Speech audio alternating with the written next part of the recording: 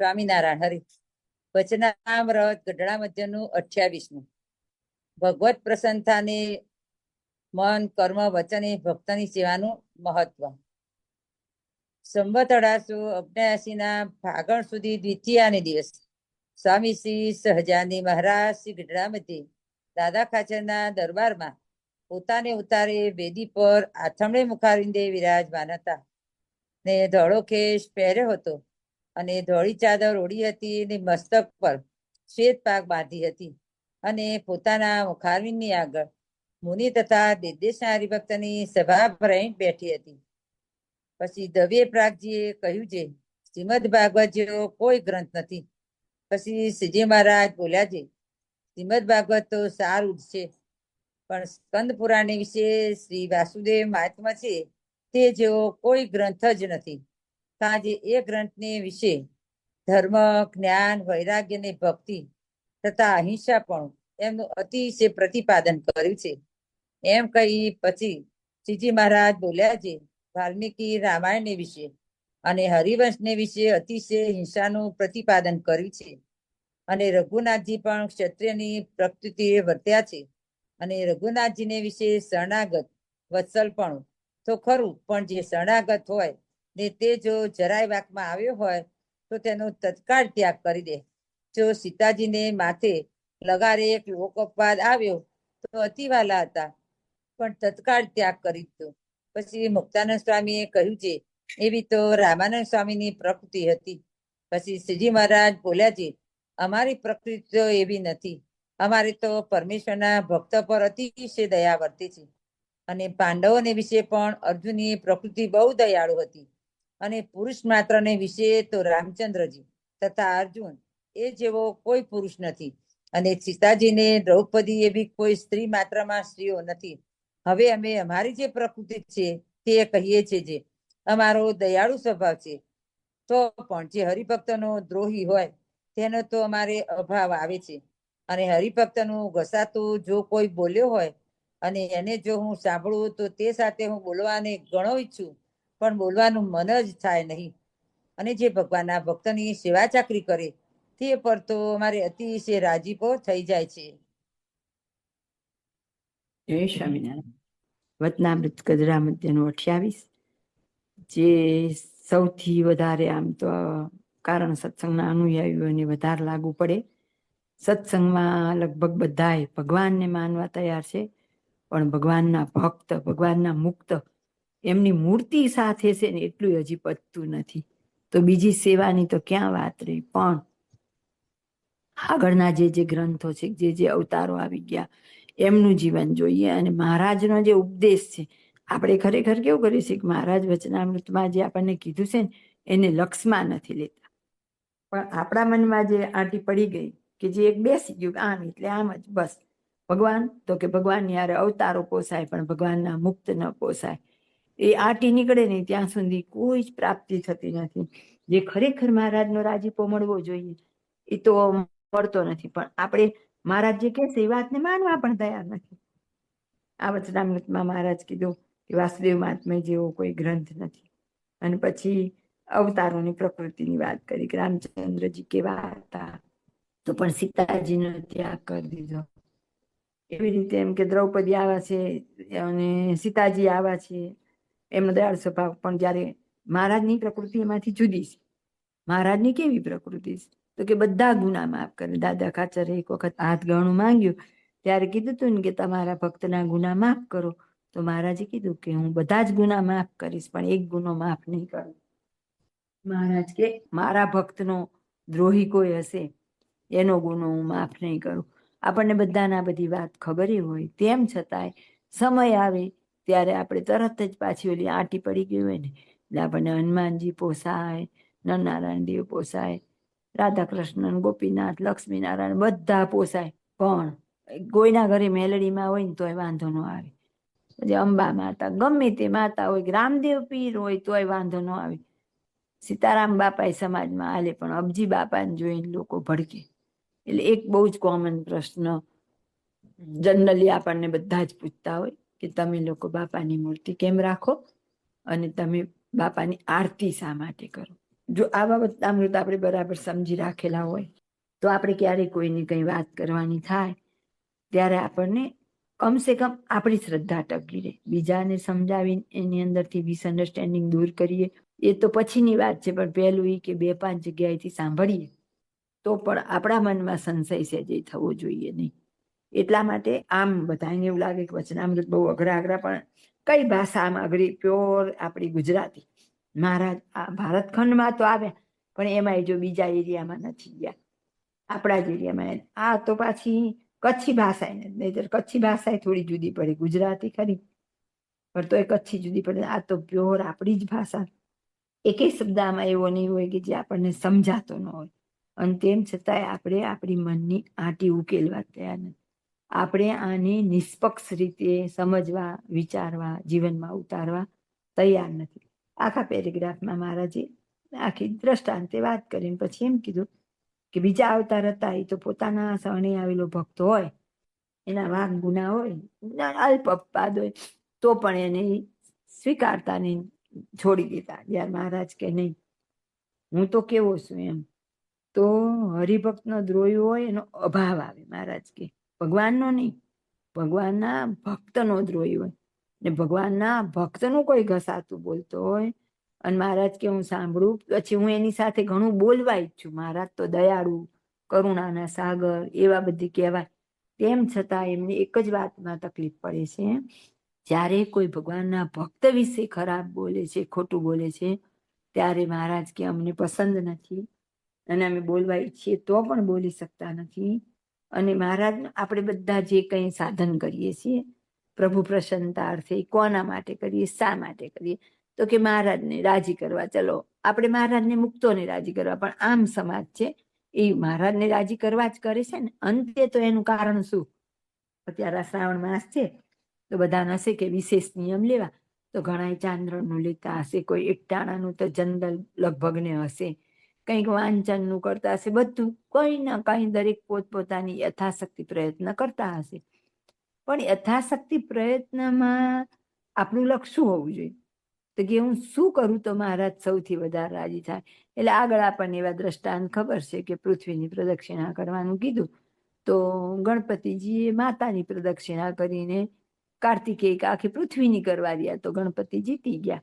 એવી જ રીતે અહલ્યાના પતિ હતા ગૌતમ ઋષિ, તો એમને એવું જ હતું ને કે બ્રહ્માએ કીધું હતું કે મારી દીકરી એને આપું, અહલ્યા, કે જે પૃથ્વીની પ્રદક્ષિણા કરી આવે. એટલે ગૌતમ ઋષિએ ગાયની પ્રદક્ષિણા કરીને, ઇન્દ્ર આખી પૃથ્વીની કરીને બીજા નંબરે આવ્યા. એમ અહીંયા આપણે શોર્ટકટ જોતો, એક તો કળિયુગ છે, આપણી પાસે એટલું સાધન નથી, કોઈ આપણી અંદર ચાતુર્ય નથી ભગવાનને પ્રસન્ન કરવા માટેનો, એટલો સમય ને સંજોગો પણ નથી. તો શું કરવું જોઈએ? મહારાજ ખુદ કે પણ આપણે એને નજરઅંદાજ કરીએ. મહારાજ આટલું જ વાક્ય કીધું, ભગવાનના ભક્તની સેવા ચાકરી. જો બધાએ વચનામૃતમાં એ છેલ્લી બરાબર આ પેરેગ્રાફની જોજો, જે ભગવાનના ભક્તની સેવા ચાકરી કરી તે ઉપર તો અમારે અતિશય રાજીપો થાય. રાજીપો નહીં, અતિશય. તો આગળ પોતે ભગવાન અને ભગવાનના ભક્તે નથી કીધું. શું કીધું? ખાલી ભગવાનના ભક્ત કીધું. અને તોય આપણને હજી તો અહીંયા તકલીફ પડે. બાપાની મૂર્તિ કેમ, બાપાની આરતી કેમ, પણ એ ન રખાય. ડાપણ મોટા મોટા કેટલાય વેરીએ ખાધાની ખબર ન હોય અને આપણે મોટી મોટી વાતો કરીએ. પાછો આપણો સત્સંગ સમાજ એને લગભગ બધાને જો એવું કહેવામાં આવે કે નાણભાઈને ઓળખો મિશનવાળા, તો એમ કે હા ઓળખીએ ને, તો મોટા મુક્ત હતા. ઘણાને તેવી ખબર હશે કે એ મૂર્તિ સાથે વાતો કરતા, તો એક કોમન સેન્સ ન ચાલે કે જો મામા મૂર્તિ સાથે વાતો કરતા હોય અને મહારાજના બહુ મોટા મુક્ત હોય અને એ બાપાશ્રીને માનતા હોય તો એને દર્શન કેવી રીતે થાય? જો ખોટું હોય તો એ બાપાશ્રીને માને છે, એ સિદ્ધાંત ખોટો હોય તો મહારાજ એમને દર્શન જ ન દે. પાછા સ્વામીચંદ બાપાની ઘણાને ખબર હોય કે આ તો બહુ મોટા ભગત, પણ બાપાને એ વાત ખોટી. બીજું બધું બરાબર, બાપા મોટા માની, પણ ભેગી મૂર્તિ ન રખાય. તો એટલે જ આપણને કીધું છે કે પરોક્ષના શાસ્ત્રોનું જોવું. કેમ જો?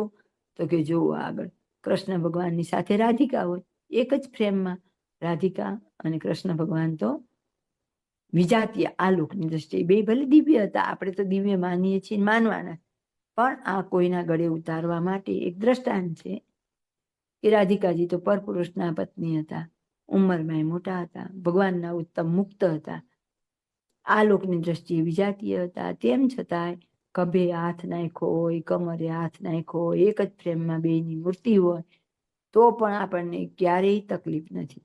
આ તો આપણે તો શું બોલીએ આપણા ધર્મ, બાકી આપણી બધી જૂની દેવી દેવતાઓની ને રાધિકાજીની બધી મૂર્તિ બતાવે છે, એમાં તો એમની સાડી બ્લાઉઝ કઈ રીતે બતાવે છે તો આપણે બધા જોઈએ જ છીએ, તોય આપણને એમાં વાંધો નથી. પણ બાપાશ્રીની મૂર્તિ જો એક ફ્રેમની અંદર ખાલી બાજુમાં બેઠેલી હોય તોય આપણને તકલીફ. તે આપણા મોટા મોટા વિદ્વાનો પંડિતો વ્રજની ધૂળમાં જઈને આડોટી આવે ને માને કે અમારું કલ્યાણ થઈ ગયું. અરે તમારી રથથી એનું કલ્યાણ થાય કે તમે એની રથથી કરો? એ ખુદને જ નથી ખબર કે મેં કોની ચુંદડી ઓઢી છે, મને કેવો કર્યો. જો આપણને આપણો મહિમા હોય એટલે આપણને છેલ્લા 39માં કીધું કે આત્મા અને પરમાત્માનો વેગ લગાડવો. આપણને અનુસંધાન હોવું છે. હું મહારાજની મુક્ત છું. શ્રીજી મહારાજે મારા ચૈતન્યને મુક્ત કરીને મૂર્તિમાં રાખ્યો છે. હવે શ્રીજી મહારાજ છે, હું પણ અનાદિ મુક્ત છું. આમે કહે છે ને આપણને ભાઈ કે આગળ મામાન બધા કહી ગયા કે અંતે યામતી શાગતિ. જો અત્યારે આપણી મતિ એવી હશે કે હું મૂર્તિમાં રહેલ મુક્ત છું, તો પછી આપણને પ્રાપ્તિ એવી થશે. પણ આપણે તો હજી બીજા જોડે માંગવા જતા હોય, બીજાની રથથી આપણું કલ્યાણ ઈચ્છતા હોય, તો આપણે ક્યાં ત્યારે આપણને આપણી હેસિયતની ખબર નથી. રાજાનો કુંવર હોય એ કઈ બીજા પાસે માંગવા જાય તો આપણે તો એવા છે. હવે પાછા કીર્તન આપણે એવા કે રાગ ટાળી કીધા રાજવી, દિન ટાળી કીધા દાતાર જોને, કણ કણ કાજે રે જણ જણ જાંચતા, તેને જઈ સોંપી સદાવ્રત સુખડી. પણ પોતે જ પાછા હજી તો એ જાંચતા જ ફરતા હોય, એ એને ખુદને જ નથી ખબર. પણ શાંત ચિત્તે, આમાં અઘરું નથી. મૂળશું હોય ઉચાટ ભર્યા મને આપણે પૂરું કરવા માટે આમ લીટી જતી હોય ને એટલે ન ખબર પડે. બાકી આ વાક્ય સાવ અભણ જેવી વ્યક્તિ હોય સાંભળે, એને વાંચતા ન આવડે તો એને આનો સાર ખબર પડે. આમાં કોઈ વિદ્વતા વાળો આમ અટપટો એવો કોઈ મંત્ર તંત્ર કે લેખ એવું તો છે નહીં. સાદી સરળ ભાષામાં મહારાજે કીધું કે ભગવાનના ભક્તની સેવા ચાકરી કરે તે ઉપર હું અતિશય રાજી થઉં. તો આપણે આ બધું શેના માટે કરીશ? થોડા રાજી કરવા કે અતિ રાજી કરવા? આપણે અતિ રાજી કરવા તો આ બધા સાધન કરીએ છીએ, તો પછી શું કરવું પડે? એમણે કીધું તો કરવું જ પડે ને. કારણ કે મહારાજે આપણને શિક્ષાપત્રીમાં પણ જ્યારે પૂજાની વિધિ બતાવેલી છે ત્યારે કીધું જ છે રાધા કૃષ્ણની પ્રતિમા, એટલે કે મહારાજ સહિત મુક્તિની પ્રતિમા પૂજામાં રાખવાનું કીધેલું જ છે. પછી ધ્યાનની વાત આવી. આપણે એમ કહીએ કે શિક્ષાપત્રી સર્વજીવિતાવ, પાછા પોતે બીજા શ્લોકને તો જડતાથી વળી ગયા હોય, પણ તો વચનામૃતિ તો ફાઇનલ છે ને. વચનામૃતમાં પ્રથમનું 5મું, રાધિકાએ સહિત શ્રી કૃષ્ણ ભગવાન તેનું હૃદયની વિશે ધ્યાન કરવું. જો મહારાજની સાથે હું અલગ નથી વાત, એકલાની મહારાજની સાથે મુક્તનું ધ્યાન પણ થતું હોય, પૂજામાં પણ રખાતા હોય, તો પછી હવે આરતી કેમ ન થાય? તો પછી એની મૂર્તિ કેમ ન રખાય? મહારાજની આજ્ઞાનું પાલન કરીએ છીએ, ક્યાં આજ્ઞા બહાર વર્તીએ છીએ? અને શુદ્ધ ગુજરાતી ભાષામાં આપેલી આજ્ઞા પણ તો પણ આપણે અહીં એક પટ્ટી પડી ગઈ હોય ને પાછા બ્રહ્મજ્ઞાની થઈ ગયા હોઈએ. ના, બધું બરાબર, પણ મૂર્તિ તો ન રખાય. બસ અહીં આપણી પીન અટકી જાય. આ એક જ વચનામૃતમાં કીધું છે એવું તો નથી ને. મહારાજે તો કેટલા વચનામૃતમાં આપણને આ વાત કરેલી છે. ભગવાનના ભક્તને રાજી કરવા અને ભગવાનના ભક્તનો ક્યારેય દ્રોહ ન કરવો, એમ એ બે વાત કીધેલી છે. તો મહારાજે આપણને શું કહેવાય કે દ્રષ્ટાંત પણ પૂરું પાડેલું છે કે જ્યારે પર્વતભાઈ પાસે રાજાભાઈ આવે છે, દ્રષ્ટાંત તો આગળ આપણને બધાને ખબર છે એટલે વિસ્તાર નથી કરતા, કે રાજાભાઈના પત્ની સાધવો માટે સીધું નથી આપતા અને રાજાભાઈને દુઃખ લાગે છે અને સંસાર છોડી નીકળી જાય છે. પાછા નીકળે છે તો બધું ઘરેનું એ લઈને નીકળે, ઓલા કોઈ માટે મૂકીને નથી આવતા. અને નીકળે છે ત્યારે મહારાજ એમને પૂછે છે કે હવે તમારે શું કરવું છે? અમારી આજ્ઞા પાડવી છે કે સાધુ થવું છે? ત્યારે રાજાભાઈ એમ જ કહેશે કે આજ્ઞા પાડવી છે. અને પછી મહારાજ એમ કહેશે તો જાઓ તમે પર્વતભાઈના સંતાન જ્યાં સુધી નાના છે ત્યાં સુધી એનું ખેતર ખેડો અને 14 વર્ષ સુધી પર્વતભાઈનું ખેતર રાજાભાઈ હાંકે અને એટલા વર્ષ આટલા ઉત્સવ સમયા થાય એનો પણ લાભ નથી લેતા. એમ આપણે તેમ થાય, લે હું તો કઈ મહારાજ માટે આવીશું, થોડી કઈ પરબતભાઈ માટે આવીશું. તો અહીંયા તો એ ના પાડી દેશે.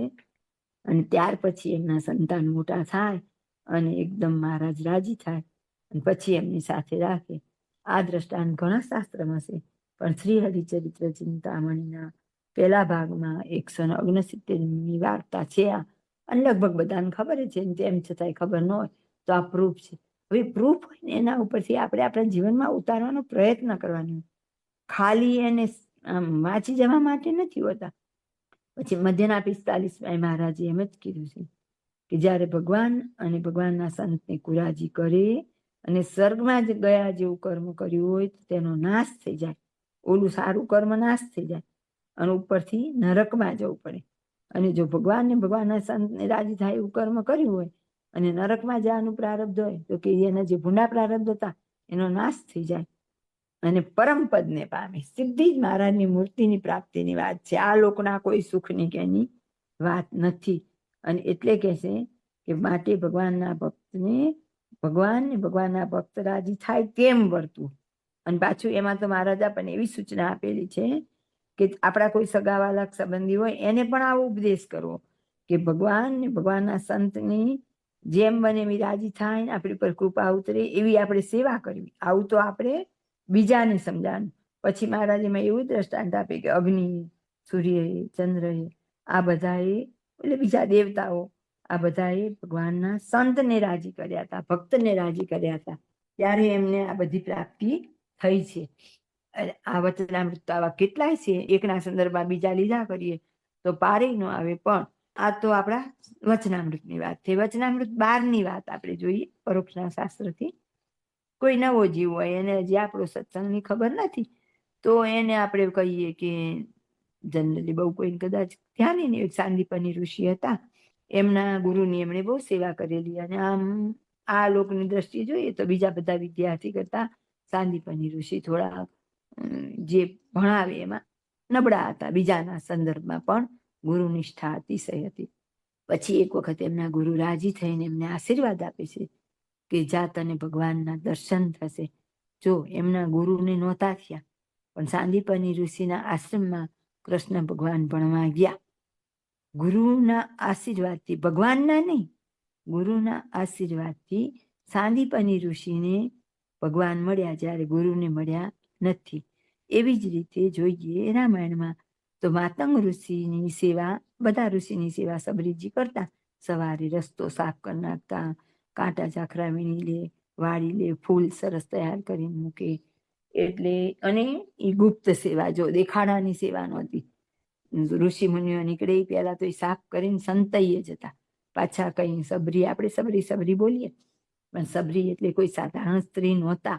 એ તો ભીલ સમાજના રાજકુંવરી હતા અને એના લગ્ન થતા હોય ત્યારે બધા પશુઓ બાંધેલા હોય ને રાડો પાડતા હોય એટલે એની માતાને પૂછે છે કે આ કેમ બધા રાડો પાડે?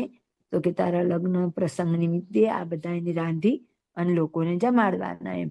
અને એને એમ થઈ જાય કે મારા લગ્નમાં આટલા બધા પશુની હિંસા, એટલે સબરી ઘરેથી ગૃહ ત્યાગ કરીને નીકળી જાય છે અને માતંગ ઋષિને બધા રહેતા હોય ત્યાં આવીને આવી રીતે સેવા કરે. પણ એ તો ભીલ જ્ઞાતિ હતી અને સ્ત્રી જાત હતી અને ઋષિ મુનિ તો બ્રાહ્મણપણાનો એક અહંકાર હોય એટલે આ બધાને તો મોઢું જોવું ની પાપ માને. એટલે એને ખરી નિષ્ઠાથી સેવા કરવી હતી. તો અડધી રાત્રિએ ઋષિ મુનિઓ સવાર સ્નાન કરવા નીકળે ત્યારે એ પહેલા એ સેવા કરી લેતા અને પછી સંત થઈ જતા. ઘણા સમય સુધી એવી સેવા જોઈ અને પછી માતંગ ઋષિ ખુશ થાય છે કે આ સેવા કોણ કરે. અને જ્યારે માતંગ ઋષિ અંતર્ધ્યાન થવાના હોય ત્યારે સબરીજીને બોલાવીને એમ કે મને નથી મળ્યા પણ તને પ્રત્યક્ષ ભગવાન મળશે. અને ગુરુ વચનની એટલી બધી નિષ્ઠા કે એમણે ગુરુના વચને આખી જિંદગી રામની રાહ જોઈ. દરરોજ રસ્તો સાફ કરીને રાખતા. આપણી જેમ નહીં કે આવવાના હોય એ દિવસે વેચના વાળાની જેમ કરી દીધું હોય. એ તો દરરોજ એમ કે આ ક્ષણે આવીને ઉભા રહેશે એમ. અને દરરોજ એમના માટે ફૂલ ફળ તૈયાર રાખતા. એવું કહેવાય છે કે એ જે ફૂલ વાવતા એને આમ તો ઋતુ પ્રમાણે ફૂલ ફળ આવે ને, પણ એમણે જે વાવેલા હોય એમાં 12 માસ ફળ ફૂલ આવતા. અને જ્યારે રામ પધારે ત્યારે કેટલાય ઋષિઓ તપ કરતા હોય. બધાને એમ હોય કે રામ મારા ત્યાં આવશે, રામ મારે ત્યાં આવશે, મારે ત્યાં આવશે. ખરેખર તો રામને વનવાસ હોય છે, એટલે કોઈના ઘરે કે રાજ્યમાં એમને જવાનું જ નથી હોતું. તેમ છતાંય ભગવાનના ભક્ત માટે નિયમ પણ તોડી દેશે અને સબરીજીને મળવા સબરીની ઝૂંપડીએ સામે ચાલીને રામ જાય છે ને રસ્તામાં આવતા બધા ઋષિઓને સાઈડ કરે છે. પણ ગુરુના વચને આખી જિંદગી પ્રતીક્ષા કરનાર સબરીને રામ રૂબરૂ મળે છે. એમ આપણે જેને ભગવાનને પામવા હોય, ભગવાનને રાજી કરવા હોય, તો એનું પહેલું સાધન છે કે ગુરુ ભક્તિ અને ભગવાનના ભક્તની સેવા ચાકરી. છેલ્લાના 5મા વચનામૃતમાં પૂછે, મહાત્મા જ્ઞાન ભક્તિ આવ્યાનું શું કારણ? અને આપણે દરરોજ કહીએ, નિર્વિકલ્પ ઉત્તમતી નિશ્ચય તો ઘનશ્યામ મહાત્મા જ્ઞાનયુક્ત ભક્તિ તવ. તો કે મને મહિમા સહિત ભક્તિ આપો. એમને ભક્તિ ઘણી હોય, ભક્તિમાં ભેદ હોય, ત્યારે એવી રીતે માંગે. અને એનો પ્રશ્નનો જવાબ આમાં છે છેલ્લાના 5માં, કે એવી મહાત્મા જ્ઞાનયુક્ત ભક્તિ આવ્યાનું સાધન શું?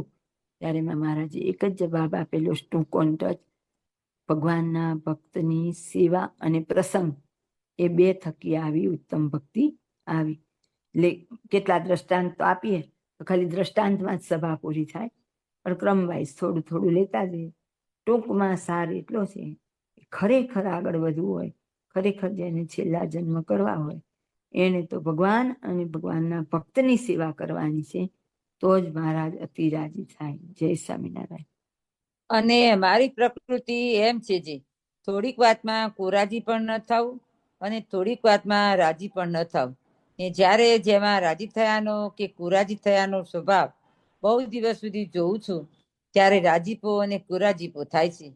પણ કોઈના કહ્યા સાંભળ્યા થકી કોઈની પર રાજીપો કે કુરાજીપો થતો નથી. અને જેટલો જેનો ગુણ મારા મનમાં જણાઈ જાય છે, તેટલો તેનો ગુણ આવે છે. જય સ્વામિનારાયણ. આમાં મહારાજ એમ કહેવા માંગીશ કે ઘણાને એવી ટેવ હોય કે મહારાજ હતા કે મુક્ત હોય, આપણે ધારો કે માસી હોય કે ભાઈ હોય, તો ઘણા દૂરની સેવા કરતા હોય. ઘણાને એવું હોય કે સિંહાસનની સેવા જ ઉત્તમ, કચરો વાળવો, સંડાસ બાથરૂમ સાફ કરવા એ ન્યૂન. એટલે જ્યારે સેવા લેવાની આવે તો આપણે એવી સેવા જ પસંદ કરતા હોય. એવી રીતે મુક્તની સેવા કરવી હોય તો આપણે મુક્તનું આંગણું વાળીએ, મુક્તની જાળી લૂછીએ, મુક્તના કપડાં ધોઈએ કે મુક્તની પગ ચંપી કરીએ. સેવા કેવા ભાવથી કેવી થાય છે એ જ જરૂરી હોય. પણ આપણે અંદર એક ભાવ એવો હોય ખરો કે હું જે કરું છું એની ઉપર મહારાજની કે મુક્તની નજર પડે. જો દિવ્ય દ્રષ્ટિ તો છે, આપણે એમને અંતર્યામી જાણીએ, દિવ્ય જાણીએ, ત્યારે તેમની સેવા કરીએ. તેમ છતાંય આપણી અંદર રહેલો મનુષ્ય ભાવ આપણને એવા ભાવ ઉત્પન્ન કરે કે ના, પણ આમ દેખાવી જોઈએ કે હું આ સેવા કરું છું અને મને કેટલો બધો ભાવ છે. એટલે એવા ભાવથી સેવા કરતા હોય તો કે મહારાજ કે હું કોઈની વાત સાંભળી નથી કઈ આવી જતો વાતમાં. હું તો ઘણા દિવસ સુધી જોઈ અને એમાંથી એક નિચોડ કાઢ્યું છું. અને પછી આપણે ધારો કે અત્યારે રાજાભાઈની વાત થઈ કે આજ વચનામૃત થયું કે ભગવાનના ભક્તની સેવાથી ભગવાન રાજી થાય. મને ચાનક ચડી જાય, હું 2-4 દી કરું, પણ પછી પાછી ભાવ જળવાઈ રહેવો, નિષ્ઠા જળવાઈ રહેવી, એ બધું જરૂરી હોય. એટલે કે થોડાક દિવસ કરે અને આપણે દેખાઈ આવીએ એવું કરીએ અને મહારાજ કે મુક્ત રાજી થઈ જાય એવું ન હોય. હૃદયપૂર્વકની કરેલી, સત્ય ભાવનાથી કરેલી સેવાનો જ સ્વીકાર. હા, કદાચ બાહ્ય દેખાવમાં આપણને એવું લાગે કે નહીં, મારી અવગણના થાય છે કે મારી સેવા નથી પહોંચતી, પણ એવું નથી હોતું. ખરેખર તો અહીં મહારાજ કહેશે એમ જે પણ કરીએ છીએ જે ભાવથી એ પહોંચે છે. ઋષિઓએ બહુ સેવા કરી હતી, ઘણા વિધિ વિધાન કર્યા હતા. સબરી પાસે એવું કોઈ સાધન નહોતું, તેમ છતાં એક પણ ઋષિની ઝૂંપડીએ રામ નથી જતા અને સબરીની ઝૂંપડીએ જાય અને સબરીના એઠા બોર પણ ખાય. કેવળ ને કેવળ એની નિષ્કપટ સેવા. એટલે આપણે આગળ આવ્યું કે ભગવાનને અતિશય રાજી કરવા હોય તો ભગવાનના ભક્તની સેવા કરવી, પણ નિષ્કપટ કરવી. આપણે વાકચાતુર્યથી કેવી રીતે આપણે એવું માનતા હોય કે મોટા પાસે હું છવાઈ જઈશ ક્યાં, પણ મોટા અંતર્યામી નથી. એ તો કદાચ આપણને કંઈ દેખાડે નહીં અને અત્યારે એવું લાગે કે ઓહો, આપણા ઉપર બહુ રાજીપો છે, પણ એવી રીતે કરેલો રાજીપો ટકતો નથી. હોય ને મોટા પુરુષને તો સારની બધી ખબર હોય. મામા જેવા મુક્ત તો આપણને એવા મળ્યા કે મામા એમ કહેતા કે આ બ્રહ્માંડમાં મહારાજ પધાર્યા મનુષ્ય દેહે, એના પહેલા પણ હું તો અખંડ મૂર્તિ દેખતો, એવા મોટા આપણને મામા મળી ગયા. એટલે કઈ એમને નથી ખબર રહ્યું તો નથી. તન કી જાણે મન કી જાણે, જાણે ચિત્ત કી ચોરી, ઇસકે આગે ક્યાં છુપાના, જિસકે હાથ મેં ડોરી. મામા એમ કહેશે કે તમે અત્યારે જે સંકલ્પ કરો છો તો મને ખબર છે, પણ ભવિષ્યમાં તમે જે સંકલ્પ કરવાના છો એ તમને નથી ખબર પણ મને ખબર છે. એવા પાસે આપણે શું જ છુપાવશું? શું આપણે આગળ ને પાછળનો કોઈ નિર્ણય કરશું કે કરાવશું? એ તો બધી એમને ખબર જ છે. એટલે આપણે કરવી તો કેવી સેવા કરવી? નિસ્વાર્થ સેવા કરવી અને શુદ્ધ ભાવ થકી કરવી. જય સ્વામિનારાયણ. અને અમારે તો એ જ અંગ છે કે જો ભગવાનનો ખરેખરો ભક્ત હોય તો હું તો તે ભગવાનના ભક્તનો પણ ભક્ત છું, અને હું ભગવાનના ભક્તની ભક્તિ કરું છું. એ જ મારે વિશે મોટો ગુણ છે. અને એટલો ગુણ જેમાં ન હોય તો તેમાં કોઈ જાતની મોટપ શોભે નહીં. મહારાજ પોતાની વિશે આપણને સમજાવે છે કે તમારે બધા જેવું મહારાજનું અંગ છે એવું આપણે અંગ કરવાનું. ભગવાન એમ કહે છે કે ભગવાનનો ખરેખરો ભક્ત હોય તો ભગવાનના ભક્તનો પણ હું ભક્ત છું. મહારાજ અને મુક્તના ભક્ત નથી કહેતા, કેવળ મુક્તના ભક્ત કહે. તો આપણે તો મહારાજ અને મુક્તની મૂર્તિ રાખીશ, મહારાજ અને મુક્તની આરતી કરીશ, મહારાજ અને મુક્તને થાળ કરીશ. મહારાજને પડ્યા મૂકીને એટલા મુક્તને નથી પૂછતા. અને અહીં તો મહારાજ એમ કહી દેશે કે હું તો ભક્તનો ભક્ત છું, ભગવાનનો નહીં. અને ભક્તિ બાજ કોની કરે? કે હું ભગવાનના ભક્તની ભક્તિ કરું છું. અને પાછા મહારાજમાં તો કેટલાય ગુણ છે. તો કે પાછો મોટો કયો ગુણ? તો કે એ જ મારે વિશે મોટો ગુણ છે. તો કે આપણી અંદર બીજા કેટલાય ગુણ હોય, સત્ય, શોધ, દયા, ક્ષમા, તિતિક્ષા, કરુણા, સ્નેહ, નિસ્નેહ, નિષ્કામ, નિર્લાભ, બધા ગુણ હોય. પણ કે જેનામાં આ ગુણ છે ને સૌથી મોટો, કે જે ભગવાનના ભક્તની સેવા કરે છે એ સૌથી મોટો ગુણ છે. અને કે એટલા ગુણ જેમાં ન હોય તો કે માનો કે કોઈને મુક્તની ઓળખાણ જ નથી, બીજી ભક્તિના સાધન ઘણા કરે છે. તો અહીં ચોખ્ખું કહી દીધું, એટલો ગુણ જેમાં ન હોય તેમાં કોઈ જાતની મોટપ ન શકે. બાકીનું બધું સાધન ભલે એ કરે, પણ જ્યાં સુધી ભગવાનના અનન્ય ભક્ત મુક્ત એની ઓળખાણ એને નથી થઈ ત્યાં સુધી એનું બધું કાચું. એને હું કાયમ કહું જ છું, અને હું તો નાનપણથી એવું માનું જ છું કે ગમે એવા વિદ્વાન પંડિત કે ગમે એવા કહેવાતા હોય પણ મને લેશ માત્ર ભાર ન પડે, કારણ કે મને ખબર છે કે હું તો બાપાને ઓળખી શકી, મને બાપાની સેવા મળી, એને હજી ઓળખ્યા નથી. અરે નામ લેતા બીવેશ, કરોડ કરોડ રૂપિયાનું દાન આવે ને અને એમ કે અબજી બાપાના નામે તો ના પાડી દે, એ નામ તો નહીં રાખે. અરે ભાઈ, તારા સુધી ભાગ્યમાં ક્યાંથી હોય આ નામ? તો ત્યારે આપણને એમના પ્રત્યે દયા કરુણા આવે કે જોવો તો ખરા કેવું જીવન જીવે છે, કેટલી સાધના કરે છે. પણ જેને રાજી કરવા કરે છે એ તો રાજી નથી. કારણ કે તમે વૃંદાવન જવા બધી જવા તૈયાર છો, પણ બળદિયા પગ મૂકો તો ના આબરૂ જતી રહે પાછી તમારી. પણ બાપા કહે છે ને કે ભગવા કાઢીને ધોળા પહેરવા પડે, એટલે દેહ બદલે ત્યાર પાછું આમાં સંસારમાં ત્યાગીમાન એ ચક્કરમાં ફર્યા કરે. પણ જ્યારે ભગવાનના ભક્તની અનન્ય ભાવે સેવા પૂજા અર્ચના થાય ત્યારે તો મહારાજ રાજી રાજી. એટલે વડતાલના 5માં છેલ્લો પેરેગ્રાફ કીધો કે 100 જન્મની કસર એક જન્મે ટાળવી. કેટલી? 100 જન્મની. એને ભગવાન સાથે ભગવાનના ઉત્તમ ભક્તની, અહીંયા ભક્ત શબ્દ છે પાછું, એવું નથી સંત જ કીધા, એની પણ ભેરી પૂજા કરવી, એને પણ થાળ કરવા, એના અર્થે 5 રૂપિયાનું ખર્ચ કરવું. અને હજી તો કેટલાક પાછા એવા હોય, આમ આવતા જાય ને અંદર કરીને પગ પોળા કરતા જાય ને બીજા 2 જણના કાન ભરતા જાય, પણ એને ખબર નથી કે કેવડો મોટો દ્રોહ થાય છે. જે ભગવાનના ભક્તનો દ્રોહ કરે છે એને કઈ હિરણ્યકશિપુ હતો તે પ્રહલાદનું એને નુકસાન કર્યું, તો આજે આપણા ઘરમાં બેઠા જ છે. સુપર્ણ ખાવું બધી બેઠી જ છે, જે આપણને આ માર્ગે આગળ ચાલતા રોકે છે કે ડિસ્ટર્બ કરે છે, વિઘ્ન કરે છે. તો એ બધા એ જ રસ્તાના, પોતે ગમે એટલું સાધન કરતા હોય, ગમે તે કરતા હોય, પણ એનો કોઈ મતલબ નથી જ્યાં સુધી આપણી આજુબાજુમાં કોઈ પણ જીવને ભગવાન ભજવા હોય અને એમાં આપણે એન પ્રકારે વિઘ્ન કરીએ તો પછી આપણે પણ એ બધા અસુર જેવા છીએ, એમાં આપણને કોઈ ફેર પડતો નથી. મહારાજ આપણે અત્યારે હજી તો આટલું જ વચનામૃત આવ્યું, એમાં કેટલી વાર ભગવાનના ભક્તનો મહિમા બોલ્યા, ભગવાનનો નથી બોલ્યા, બધી ભગવાનના ભક્તનો બોલ્યા.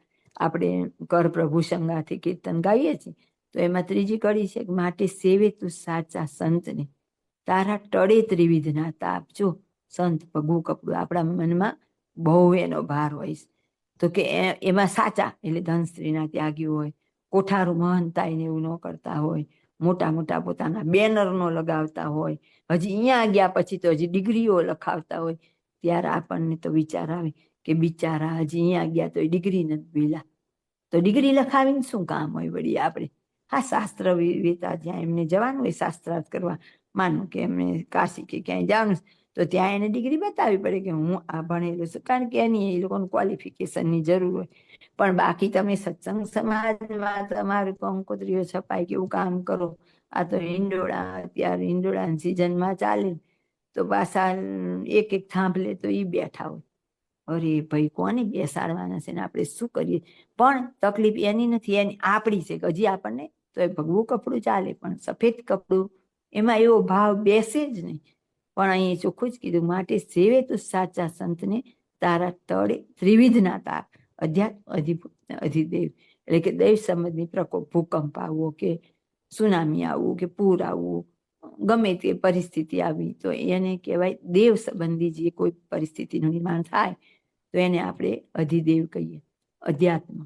અને અધિભૂત એટલે પૃથ્વી સંબંધી કંઈ આવે ને અધ્યાત્મ તો આપણે સરકાર તરફથી આવે, યુદ્ધ થાય, એવા વિપરીત સંજોગો કોઈ બને, એવા કોઈ સંજોગોમાં આપણે અટવાઈ ગયા કે દેહમાં મોટો કોઈ રોગ આવે અને ત્યારે આપણે પ્રાર્થના કરીએ તો જે સાચા સંત હોય, ભગવાનના નિયમ ધર્મ પ્રમાણે સાધુ જીવન જીવેલા હોય, પ્રભુ ભક્તિની સંભાળે કરતા હોય, તો એના આશીર્વાદથી આપણને આવી કોઈ વિટમણા આવે કે પરિસ્થિતિ આવે એમાંથી આપણી રક્ષા કરી શકે. પણ આપણા ચૈતન્યને મૂર્તિમાં મૂકવાનું કામ એમનાથી થાય નહીં. તો ઓલું જે આપણને કીધી 3 જે સકામ ભાવ, તો એ તો આપણે સકામ ભક્ત થયા, તો એમાં આપણી પ્રાપ્તિ શું થઈ? એ ત્રણેય તો ધ્યેય સંબંધી આશીર્વાદ હતા. જ્યારે આગળની કડીમાં કે અતિ મોટા પુરુષના આશરે તારા બળે પૂર્વના પાપ, તો કે અનંત જન્મના સંચિત કર્મ છે એ કોના આશરે બળે? તો જે અત્યારે આપણે આમાં વાત આવે છે ને, પાને પાને પાને પાને ભગવાન અને ભગવાનના ભક્ત, તો એવી જેની સ્થિતિ થઈ ગઈ છે એવા મુક્ત, એની સેવા, એનો સ્પર્શ, એનો સમાગમ, એના દર્શન, એના થકી આપણા અનંત જન્મના કર્મ બળે. કે બાકી આપણા જેવાથી કે ચાલો ચાલથી બળે નહીં, સાધન દશા વાળા ભગવા કપડાથી પણ ન બળે. એ તો જેની સ્થિતિ થઈ ગઈ છે પછી, એટલે તો મહારાજે આપણને વડતાલના 20માં કીધું ને, ત્યાગી ગૃહીનો મેળ નથી, જેની સમજણ મોટી તે મોટો. તો એવી રીતે જ્યારે થાય ત્યારે આપણને આપણા અનંત જન્મના કર્મ બળે, એટલે પ્રથમનું 58મું, પ્રથમનું 55મું અને પ્રથમનું 8મું, આ ત્રણેય વચનામૃતમાં આ જ વાત છે. પૂર્વનામલીન સંસ્કાર કેમ ટળે? ત્યારે અતિ મોટા પુરુષના સેવા અને પ્રસંગ થકી અનંત જન્મના સંચિત કર્મો છે એ બળે. બાકી આપણા સાધનના બળે તો કંઈ ન થાય. પણ સાધન દશાવાળા કે બીજા ધામમાંથી આવેલા મુક્તો હોય, જે આપણા સત્સંગમાં સાધુ બ્રહ્મચારી થયા હોય, તો એમના આશરાથી કે એમના સેવા સમાગમથી પણ ન બળે. અને આપણે બધા જનરલી વર્તમાન ધરાવવા કે ગુરુ મંત્ર લેવો એ બધું વહુજીને આચાર્ય મહારાજ પાસે કરતા હોય, પણ આખા વચનામૃતમાં આચાર્યના શરણે જવાથી પાપ બળે કે આપણા દોષ ટળે કે આપણને મહારાજનો રાજીપો થઈ જાય, ક્યાંય નામ નિશાન નથી. આખા વચનામૃતમાં ક્યાંય એમને રાજી કરવાનું કીધું નથી ને આપણે બધાય ભગવાનના ભક્તને બાજુ મૂકી દઈને એમની પાછળ દોડીએ છીએ. પણ આપણે શું છે, શાસ્ત્રની લીટી પકડતા જ નથી. ત્રો ગાડરિયો પ્રવાહ, એક ખાડો આવ્યો, એક ગાડરું ઉતરો, બીજા વિચારવાનું નહીં, આપણે કે ઉતરવાનું છે, એમ આગે સે ચલી આતી. કોઈ આવી રીતે વિચારવા તૈયાર નથી. આપણને મળેલા મુક્તો તો કેવા? તો ભાઈ આપણને એમ કે મામા એવું કહેતા, મહારાજ આ બ્રહ્માંડમાં જ્યારે પ્રત્યક્ષપણે મનુષ્ય રૂપે પધાર્યા ત્યાર પહેલાનું હું તો મૂર્તિ દેખતો, તો કલ્પના કરીએ કે કેવી સ્થિતિ થઈ. અને કલ્પના કરીએ કે એક નરેન્દ્ર મોદી અહીંયા આવે ને, એને મળવું હોય ને તો કેટલી લોકો એના નેતાઓ ને એની ચાંપલુસી કરે. જ્યારે આપણને તો સેજે એવડા મોટા મુક્તોનું સાનિધ્ય મળી ગયું, એવડા મુક્તોની કૃપા મળી ગઈ આપણને, એવા તો આપણે ભાગ્યશાળી છે. તો આપણે ક્યાં આવે બીજા સાધન દશા વાળા પાછળ ફરવાની જરૂર છે. પણ આપણને એ વાત સમજાતી નથી ને, આપણી કંઈક કાચપ છે ને, એટલે હજી આપણે આ બધું કરીએ છીએ. મહારાજે વર્તાલના 3માં એવું કીધું તો કે એવી અસાધારણ ભક્તિ કેવી રીતે આવે, એનો છેલ્લો પેરેગ્રાફ મહારાજ જવાબ આપે છે. અને એમાં પણ એક જ જવાબ આવે છે, આવા મોટા સત્પુરુષની સેવા અને પ્રસંગ થકી. પણ આપણે તો હજી ભાગતા હોઈએ, ઘરે પ્રસંગ કરીએ તો મુક્તોનું નામ નહીં, મુક્તોની આરતી નહીં. હવે શું આપણે અંચળો ઓઢીએ છીએ, કોને સંતાડવા કરીએ છીએ એ આપણને ખબર નથી પડતી. જે ગૌરવની વાત છે, આપણા પિતા કોઈ મોટી પોસ્ટ ઉપર હોય કે એવું હોય તો આપણે તો મજાને ના મજાને પાટિયા મારીએ છીએ ને ફોટા ટીંગાડીએ છીએ. તો અહીંયા તો આપણને આમ અભિમાન એક જાતનું આવે છે. અને આવડા મોટા મહારાજને મુક્તો મળ્યા એનો આપણને જરાય કે આપણે કે આપણે તે બીજાની જેમ ધ્રો કરતા થઈ જઈએ. એટલે આ વાતને સમજીને ખરેખર જઈને ભગવાનની ભક્તિ કરવી અને ભગવાનને પ્રાપ્ત કરવા છે, એને તો પહેલા આ બધું વિચારવું પડે કે મહારાજ રાજી શેમાં છે, હું કઈ એવી ક્રિયા કરું કે જેથી મહારાજ રાજી થાય અને અમારી ઉપર એમની કૃપા વર્ષા અવિરત વરસતી રહે અને અમારી સ્થિતિ આગળ જાય. પણ એને બદલે પહેલા આપણે નિષ્કપટ થવું પડે, આપણે નિર્માની થવું પડે અને ભગવાનના ભક્તના દાસ થઈને રહેવું પડે. ત્યારે આપણી આગળ પ્રગતિ થાય. જય સ્વામિનારાયણ. અને ભગવાનના ભક્તનો જેને જેને અભાવ આવે છે તે અતિશય મોટા હતા તો પણ પોતાની પદવી થકી પડી ગયા છે. અને જેનું રૂડું થાય છે તે પણ ભગવાનના ભક્તની સેવામાંથી જ થાય છે. અને જેનું ભૂંડું થાય છે તે પણ ભગવાનના ભક્તના દ્રોહમાંથી જ થાય છે. અને વળી જીવને ભગવાનને રાજી કરવાનો ઉપાય તો મન કર્મ વચને ભગવાનના ભક્તની સેવા કરવી એ જ છે. અને ભગવાનના ભક્તનો દ્રોહ કરવો એ જ ભગવાને કુરાજી કરવાનો ઉપાય છે. જય સ્વામિનારાયણ. જો મહારાજ કે ભગવાનના ભક્તનો જેને જેને અભાવ આવ્યો એ અતિશય મોટા હતા તો પણ પોતાની પદવી થકી પડી ગયા. આપણને બધાને ખબર છે, પણ સમય કદાચ દ્રષ્ટાંત યાદ ન આવે. આપણને ખબર જ છે કે સંકાદિકનો દ્રોહ કર્યો અને જય વિજય પડી ગયા. તો એ 3 જન્મ લઈને સત્સંગમાં ફરતા રહ્યા તો એમાં એમને શું પ્રાપ્તિ થઈ. એટલે આપણને દાખલો બતાવે છે, ગમે એવો હોય તો એ ભગવાનનો ભક્ત, એનો પક્ષ, એની સેવા ચાકરી, એનો પ્રસંગ આપણે રાખવો. પછી જોઈએ તો કૃષ્ણ ભગવાનની હારોહાર જેની પૂજા, કદાચ કૃષ્ણ ભગવાનથી અધિક પૂજા થાય, આપણે બધા તરત સમજી જઈએ કે કોણ? રાધિકાજી. તો કે એ રાધિકાજી પણ શ્રીરામ અને રાધિકાજીને સામસામે શ્રાપ થયો અને એમણે અહીંયા જન્મ લીધો ભારત ખંડમાં. તો વિચાર કરીએ એવા પછી એ રાધિકાજીની સેવામાં એમની જે સખી કહેવાય, એ લોકોની ભાષામાં આપણે શિષ્યા કહીએ તો કે એમની દાસી કહીએ તો એ હતી લલિતા.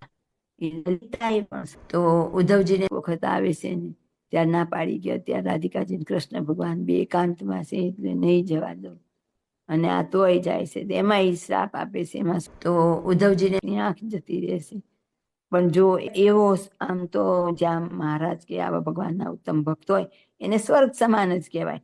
એટલે એ સમય પૂરતું તો એ સ્વર્ગ સમાન હતું ને, તો એમણે જો શું ભૂલ કરી. જય વિજય તો દ્વારે બંધાયેલા હતા તો એ માથે 3 જન્મ લઈ લીધા. અને પછી તો હું જયારે આ જન્મે આ દે હું ખોટું કામ કરું તો મને એની સજા રૂપે પછી તો પ્રેતનો દેહ કે સૂક્ષ્મ સૃષ્ટિ કે આને આવી રીતે ફરીથી જન્મ એ મળવાનો જ છે. પણ મારી શાપિત બુદ્ધિ નહીં ટળે. આમાંથી આપણે એ શીખવાનું છે કે ભગવાનના ભક્તનો ભાવ ક્યારેય આવવો જોઈએ નહીં. અને આગળ પાછા એમ કે છે, જેનું રૂડું થાય તે ભગવાનના ભક્તની સેવામાંથી થાય અને ખરાબ થાય તો કે એમને કુરાજી કર્યામાં જ થાય. લ્યો, આપણે ગમે એટલું સાધન કરીએ છીએ પણ એ સાધનની ફળશ્રુતિ શું? તો કે મહારાજ રાજી શેનાથી થાય? તો કે ભગવાનના ભક્તની સેવા શુશ્રૂષા કરવાથી મહારાજ રાજી થાય અને ભગવાનના ભક્તને ક્યાંય વિઘ્નરૂપ થવાથી મહારાજ કુરાજી થાય. આટલો સરળ ઉપાય અને મહારાજ બાપાની કૃપાથી આપણને આ વાત ગળે ઉતરી ગયેલી છે. બાકી કોઈને ગળે ઉતરતી નથી. જય સ્વામિનારાયણ. માટે અમારો તો એ જ સિદ્ધાંત છે, જે ભગવાનનો રાજીપો હોય ને ભગવાનના ભક્તનો સંગ હોય તો ભગવાનથી અનંત વર્ષ સુધી છેટે રહીએ તો પણ કાંઈ મનમાં શોખ ન થાય. અને ભગવાનની પાસે રહેતા હોઈએ, જો ભગવાનનો રાજીપો ન હોય તો તેને હું સારું નથી જાણતો. અને સર્વશાસ્ત્રનું પણ એ જ સાર છે. જે ભગવાનનો જેમ રાજીપો હોય તેમ જ કરવું, અને જેમ ભગવાનનો રાજીપો હોય તેમ જે ન કરે તેને ભગવાનના માર્ગથી પડ્યો જાણવો. અને જેને ભગવાનના ભક્તોનો સંગ છે ને ભગવાનનો રાજીપો છે, તે તો જો મૃત્યુલોકમાં છે તો પણ ભગવાનના ધામમાં છે. કેમ જે સંતની સેવા કરે છે ને ભગવાનના ગમતામાં છે, તે ભગવાનને સમીપે જઈને નિવાસ કરશે. અને જો ભગવાનના ધામમાં છે, ભગવાનનો રાજીપો નથી ને ભગવાનના ભક્ત પર ઈર્ષ્યા છે, તો તે ભક્તો ભગવાનના ધામમાંથી પણ જરૂર હેઠો પડશે. માટે અમારે તો ભગવાનનો રાજીપો થયા સારું જન્મો જન્મ ભગવાનના ભક્તોની જ સેવા કરવી છે. અને જેમ અમારો નિશ્ચય છે તેમ તમારે પણ નિશ્ચય કરવો.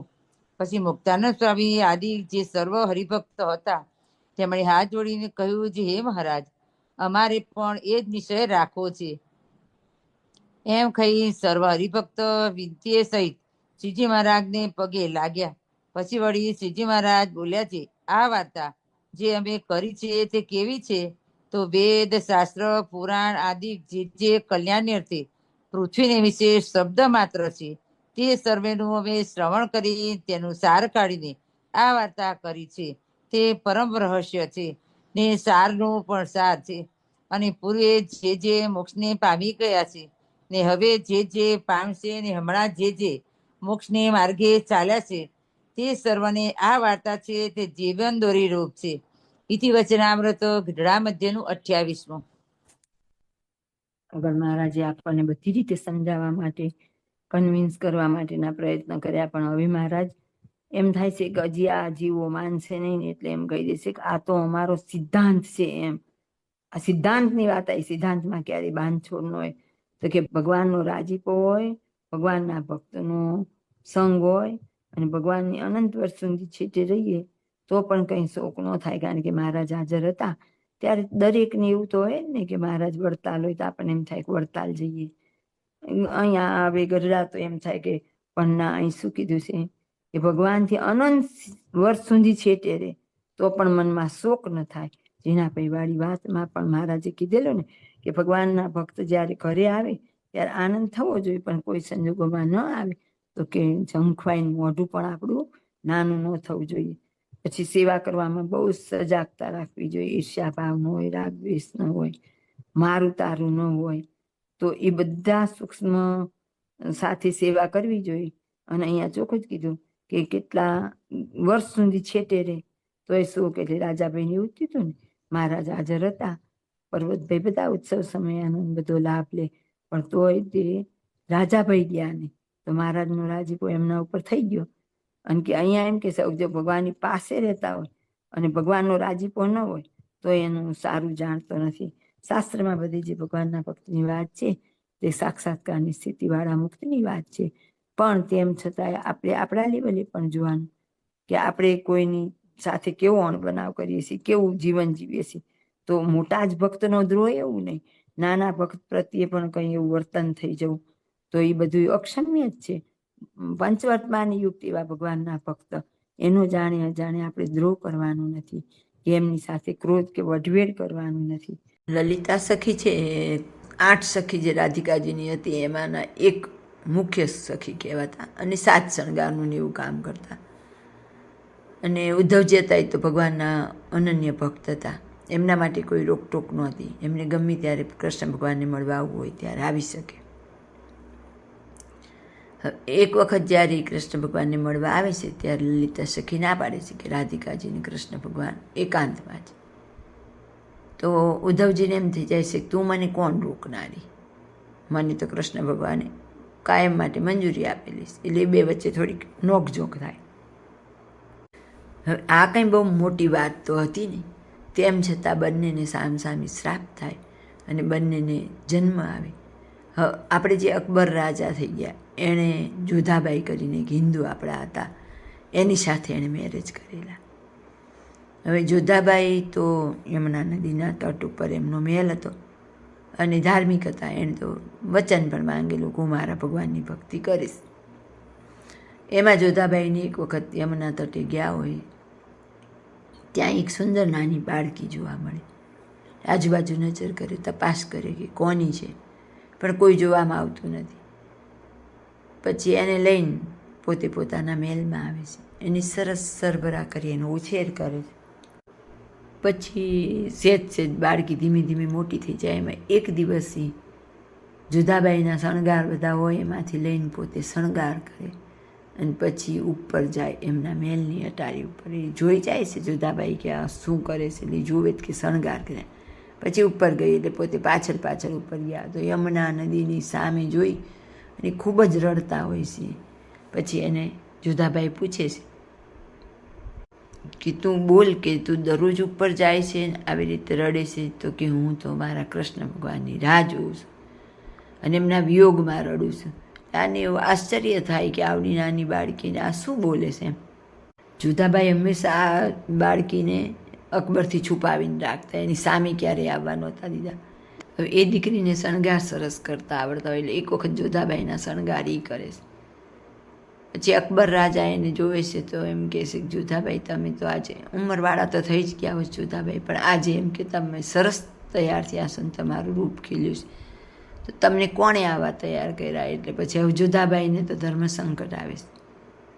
પછી જોધાબાઈ કહી દેશે કે એક નવી સેવિકા છે ને એણે તૈયાર કરેલા હોય તો એને એમ થયું કે ઓહો આટલી સુંદર કળા કોનામાં છે, મારે એ સેવિકાને જોવા છે. જોધાબાઈને તો ખબર હતી કે રાજાના સ્વભાવ કેવા હોય, એટલે જ આ બાળકીને સંતાડીને રાખી હતી. પણ હવે એમને ધર્મ સંકટ હતું એટલે એમણે તો પછી બાળકીને સામે લાવવી પડે છે. અને અકબરને જોઈને એના ઉપર અતિશય મોહી જાય છે. અને આ તો દિવ્ય બાળકી હતી એટલે એનું તો રૂપ, તેજ, લાવણ્યતા બધી અલગ જ હોય. પછી એકદમ એ મોહી જાય છે અને પછી ધીમે ધીમે જીદ કરે છે કે મારે આ બાળકી સાથે લગ્ન કરવા. જેવી એમણે આ જીદ પકડી અને એમના આખા શરીરમાં બળતરાનો રોગ ચાલુ થઈ ગયો. પછી બધી દવા કરે, વૈદ હકીમ જે કરો બધું કરે, એમને જે દાહ થાય છે બંધ જ ન થાય, શાંત જ ન થાય. એટલે એમના બધા જે હોય દીવાન ને મંત્રીઓ બધા બધી રીતે તપાસ કરે. એમ કરતાં કરતાં એમને ખબર પડે કે અહીંયા એક સરસ મોટા સંત છે, હિન્દુના છે, પણ કે એવું કહેવાય છે કે બહુ મોટા છે, કદાચ આપણે રાજા ત્યાં જાય તો એમને આ મટે. એટલે પછી તો રાજાને તો માનવું જ પડે, કારણ કે રાજા હારી થાકી ગયા હોય. પછી એમને ત્યાં લઈ જવામાં આવે છે. અહીં આમ તો અહીં લાવવાનું કે, પણ એ તો કંઈ માને નહીં, મોટા મુક્ત હતો. પછી જાય ત્યાં તો એમનો રોગ ને વાત સાંભળીને પછી કહે છે એ કોની પાસે લઈ ગયા? તો કે જે આપણે સુરદાસ કહીએ છીએ ને, કીર્તનો સુરદાસના છે બધા, તો એ હતા એ જે સંત કીધા નહીં. એટલે સુરદાસે એમ કીધું કે ઓહો તમને તો કે નક્કી કોઈ એમ કે ભગવાનના ભક્તનો દ્રોહ લાગેલો છે એટલે આ થયું છે, તમને આવો રોગ નથી સામાન્ય એવો. પછી તપાસ કરતાં કરતાં એ લોકો વિચારે છે કે આવું થયું ક્યાંથી એમ. પછી એને એકદમ વિચાર આવે કે આ એક બાળકી જોઈને એની સાથે લગ્નની ઈચ્છા થઈ. એ વિચાર ત્યાં સુધી પહોંચે ને વિચાર કરતાં કરતાં સ્મૃતિ આવે કે હા આવું થયું એટલે મને આવું થયું લાગે છે. પછી કહેશે કે બોલાવો એ બાળકીને. એ બાળકીને બોલાવવામાં આવે ત્યાં તો સુરદાસને તો આમ આ લોકની દ્રષ્ટિએ તો આંખ હોતી નથી, અને છતાંય એને જ્યાં સામે લાવે છે ને ત્યાં તો એમ કે લે લલિતે તું, અને પછી આ જે બાળકી હોય છે એમ બોલે લે ઉદ્ધવ તું. પછી બેયને એકબીજાનું ઓળખાણ થાય છે. તો એ બેયને જ્યારે ત્યાં સામસામે શ્રાપ થયો હતો ત્યારે શ્રાપના નિવારણમાં એવું કીધું હતું કે તમને બેયને મૃત્યુલોકમાં જન્મ આવશે, પણ જ્યારે તમે બંને ભેગા થશો ત્યારે તમારા બંનેના શ્રાપની નિવૃત્તિ થશે. અને પછી તો તરત જ લલિતા સખીને તો એના શાપની નિવૃત્તિ થઈ ગઈ. એટલે ત્યાં ને ત્યાં એક અગ્નિ થઈ જાય છે ને અદૃશ્ય થઈ જાય છે.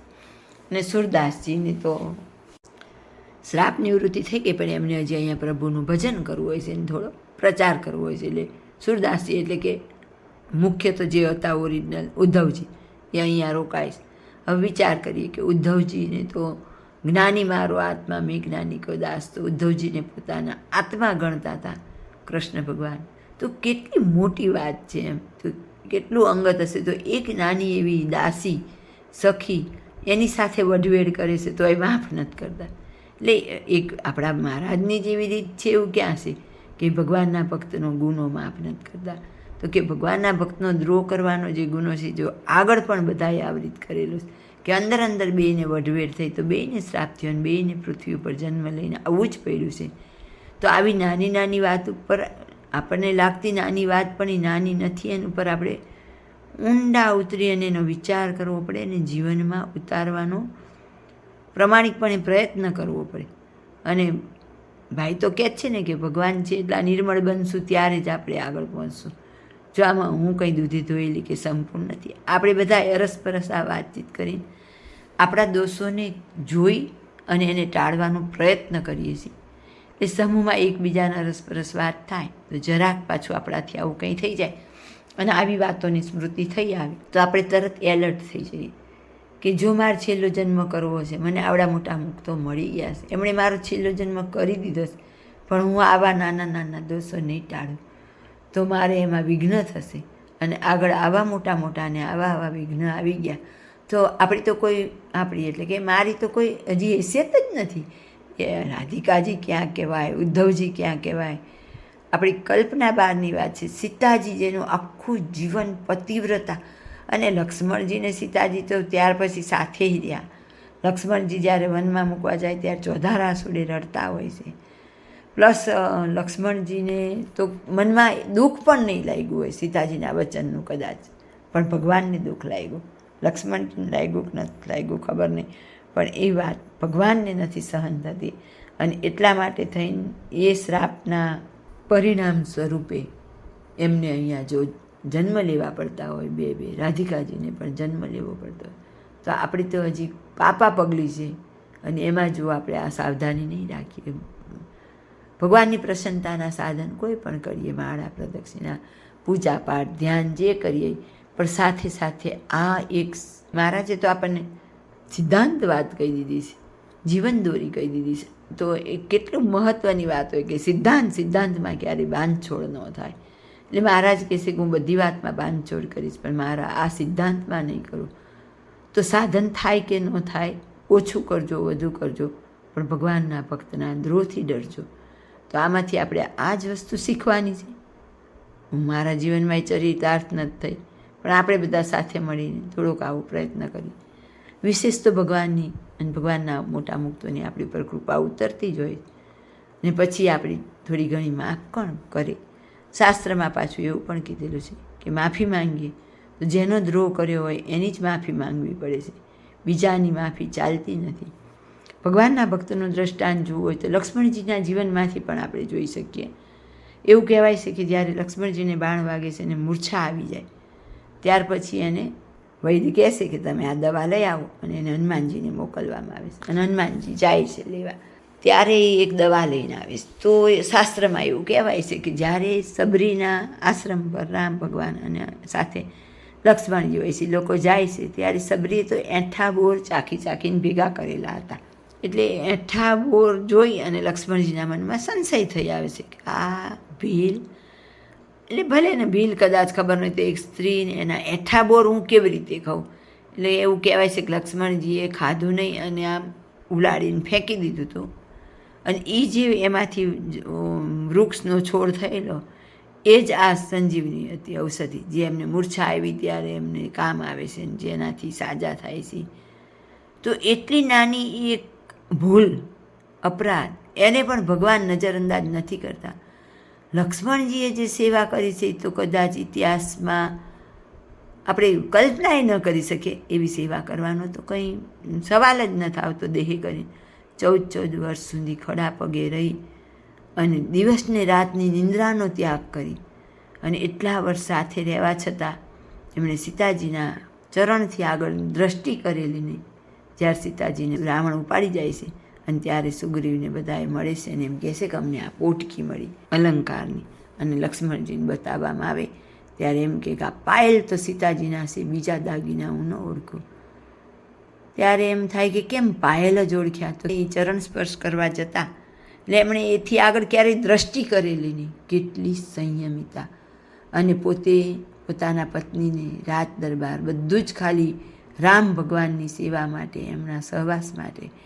એમને વનવાસ નથી આપેલો તેમ છતાંય પોતે નીકળી ગયા છે અને એમને એક સબરી જેવા ભક્ત, હવે લક્ષ્મણજીના તુલનામાં તો સબરીજીની સેવા તો એવી નહોતી કે તો રોજ બધું વાળતા ને સફાઈ કરતા અને પ્રતીક્ષા કરતા અને ભજન કરતા, લક્ષ્મણજી જેવો ત્યાગ, સમર્પણ, અનન્ય નિષ્ઠા રામ પ્રત્યેની એવી તો કદાચ ન હોય, તેમ છતાંય એવા પોતાના પડછાઈ જેવા લક્ષ્મણજીનો ગુનો પણ ભગવાને માફ નથી કરેલો.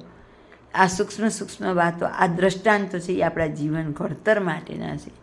જો રાધિકાજી જેવા ઉત્તમ મુક્ત એને પણ આ સંસારમાં જન્મ લઈને આવવું પડતું હોય અને એમ કહેવાતું હોય કે રાધિકાજી અને શ્રીદામને સામસામી શ્રાપ થયો. શ્રીદામ એ ભગવાનના ભક્ત જ હતા, તો ઉદ્ધવજીને લલિતાને થયો, એ બે ભગવાનના ભક્ત હતા અને તોય બેને આવવું પડ્યું. તો પછી આપણે સાવધાની રાખવી પડે. જો ભગવાનને રાજી કરવા છે એટલે સેવા કરવી જ પડશે, નહીતર એવું થાય ને કે આ કઈ લપમાં પડવું જ નહીં, એક ખૂણે બેસીને ભગવાન ભજીએ તો કોઈનો દ્રોહ ન થઈ જાય ને કોઈની સાથે કઈ અણબનાવી ન થાય, કઈ ન થાય. પણ ના, એમ નથી કહેતા.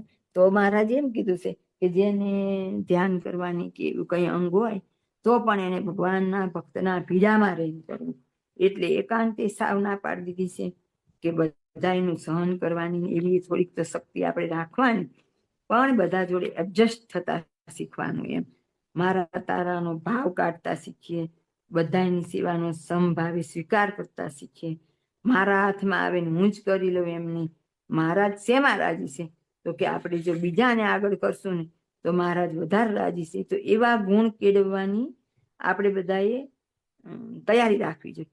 અને એવી રીતે આપણે જો કરશું મહારાજનો રાજીપો લેવાનો પ્રયત્ન, તો ચોક્કસ મહારાજ રાજી થશે. અને એટલે આ બધા વચનામૃત છે એ શું છે? તો વચનામૃત એ શિક્ષા જ છે ને, એક જાતની. આપણને શિક્ષા એટલે સમજણ. એમ ભણતર જેમ આપણને ભણાવે ને એવી રીતે એક જાતનું આપણું ભણતર છે કે આપણે મહારાજને રાજી કરવા હોય તો શું શું કરવું જોઈએ. તો અહીંયા આવ્યું કે ભગવાનના ભક્તની સેવા. એટલે પછી આપણે એવું માની લઈએ કે ભગવાનના ભક્તની સેવા એટલે મોટા સત્પુરુષ હોય એની સેવા. અને પછી એવું રાખવું કે નાના સેવા તો જો ભગવાનને રાજી કરવા માટે સેવા જ કીધી છે, તો એ સેવા મારા હાથમાં આવી હું એકલી કરી લઉં તો એમ મહારાજ રાજી ન થાય. એટલે એ બધું કહે છે ને ભાઈ, વારે વારે બેલેન્સ રાખતા શીખવું જોઈએ. એમ આપણે બેલેન્સ રાખતા શીખવું પડે કે બીજાને આગળ કરશું તોય મહારાજ વધારે રાજી થશે. કે જો બધાને સાથે લઈને, બાપાએ ખબર છે એક જગ્યાએ આપણને એવું કીધું કે જ્યારે માંગવું ત્યારે બધાનું ભેળું માંગવું, એવી રીતે કીધું. તો એમાં એમનો રાજીપો છે. પછી ભાઈ આપણને કીધેલું કે બધા એક રુચિ વાળા હોય અને પ્રાર્થના કરે તો મહારાજનો રાજીપો વિશેષ થાય, પણ રાગ દ્વેષ વગરના હોવા જોઈએ. તો એટલા શબ્દમાં આપણે કેટલું સમજી જવું જોઈએ એમ કે મહારાજનો રાજીપો કેવી રીતે થવો જોઈએ. પછી આમાં અત્યારે આપણને મહારાજ જે વાત કરી ને સીતાજીનું, દ્રૌપદીનું દ્રષ્ટાંત આપ્યું કે રામચંદ્રજીએ સીતાજીને આવી રીતે છોડી દીધા. તો આપણે આ તો બધી લોકોની લીલા હોય, કઈ આપણે સીતાજીની કે દ્રૌપદીની કોઈની નિંદા નથી કરતા. આપણા જીવનમાં શીખવા માટેની વાત છે કે સીતાજી જ્યારે રાવણ આવે છે અને ઉપાડી જાય છે, એ પહેલા જ્યારે સોનાનું મૃગ આવે છે અને રામને મૃગની પાછળ જવાનું કે લક્ષ્મણજીને રામ મૂકીને ગયા હોય અને એવું કીધું હોય તમે અહીંથી દૂર ખસતા નથી. ત્યારે પછી લક્ષ્મણજી તો ભગવાનનું વચન માની ત્યાંથી દૂર નથી ખસતા. પણ જ્યારે અવાજ આવે છે ત્યારે સીતાજી છે એમનાથી કટુ વચન બોલાઈ જાય. આપણે બધા જાણીએ છીએ કે તને એવું હશે કે રામ મરી જશે પછી હું સીતાને વરીશ, એવું એટલી હદેનું કટુ વચન. એટલે એના ઉપરથી આપણને પાઠ ભણાવે છે કે આપણે પણ જ્યારે ભાવાવેશમાં આવી જઈએ ત્યારે આપણે પણ વિવેક ચૂકી જતા હોઈએ અને આપણાથી જો આવું વચન નીકળે તો મન કર્મ વચને, ખાલી વચનનો પણ એટલો દોષ છે. આ વચનનો જ દોષ લાગ્યો હતો, એમણે કોઈ ક્રિયા નહોતી કરી.